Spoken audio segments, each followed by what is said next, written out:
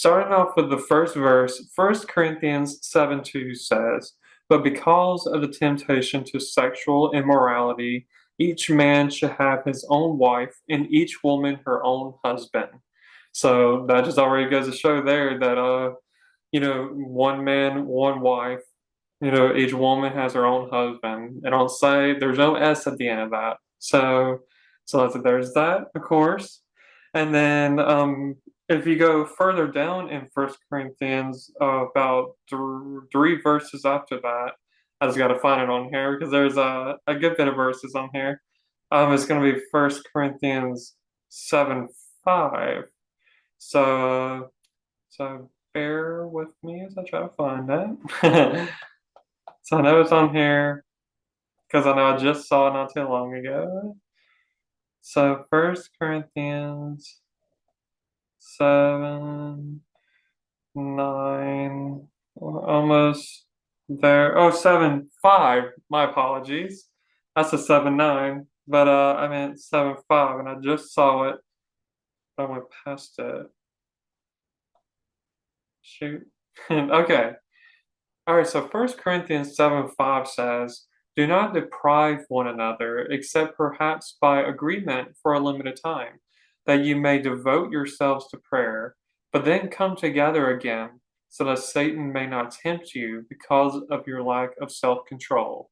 So I feel like a lot of like open relationships and open marriages happen just because we have like no self-control. We feel like you can get a piece of everybody, and have your basically you have a buffet of people, and lots of you just are okay with that idea, and that's just so against God, and it's so against his word that as you should just be fully committed to the one person that you're meant to be with, and you only stand before God with one person. I mean, maybe there has been a bizarre wedding out there, but I've never seen a wedding where a groom's standing there, then here comes bride, bride, bride. It's reminds me of that show. It used to be on Lifetime. It's called My Sister's Wives.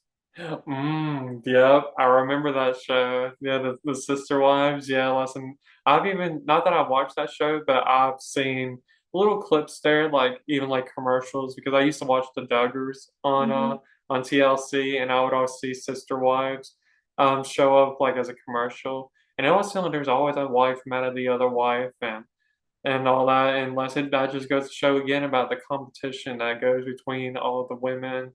And unless I know the person that's married to all these women is probably thinking, "Oh, we're one team." It's like, shut your mouth. Like Right. I agree. it's like you're not one team. Like what should be a team when it comes to marriage is two. Well, no, actually three, because you include Jesus at the That's center right. of your That's marriage. right. So, like I said, if we're talking biblically, and really as just in general, God, Jesus, all of that should be in the middle, and it should be husband and wife.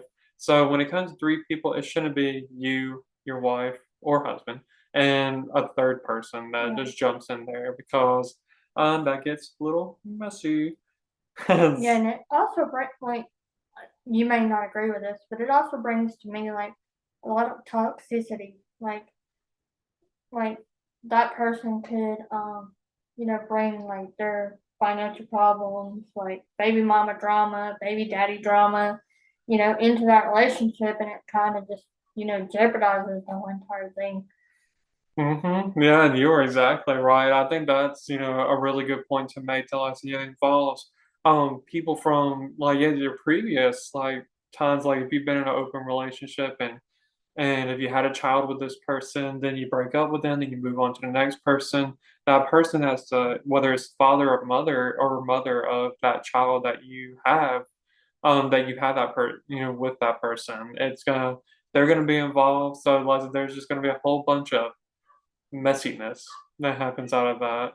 Right. And like I even think about like celebrity wise, I think of like Nick Cannon. Like Right. recently, it seems like Yeah. I've heard so much about him being getting all these people pregnant, and I hope he's not this type, but I've heard some people like to have a lot of children, and then they think of the Bible verse in Genesis, I think, where it talks about be fruitful and multiply, it's like you're taking the Bible way out of context at Right. that point. That's it. I don't think you jump into open relationships or marriages just to have a child with somebody and to multiply, like your children count. Like that's not what it's about. Like, it needs to be about you being with that one person, for the rest of your life. And listen, that's just definitely important when it comes to that. So yeah, you definitely make some really good points with that. And then one other portion of that I want to read right quick. It's in Matthew. It's in Matthew 19. Matthew 19 verses 4 through 6. It says, "He answered, 'Have you not read that he who created them from the beginning made them male and female?'" Which that's in Genesis. "And said, 'Therefore a man shall leave his father and his mother, and hold fast to his wife, and the two shall become one flesh.' So they are no longer two, but one flesh. What therefore God has joined together, let not man separate."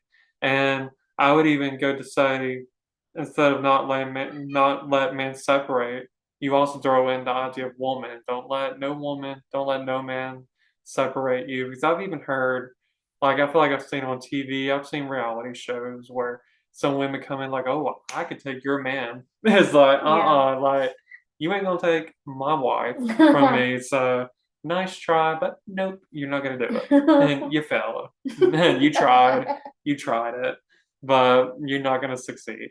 Unless that wife or unless my wife doesn't really love me, Right. then there's a holding a commitment and as it truly being loyal to the person that you stood before God, to proclaim vows and all that. So that can be a little messy too. Right. So yeah, Matthew 19 and First Corinthians 7 are definitely two good areas.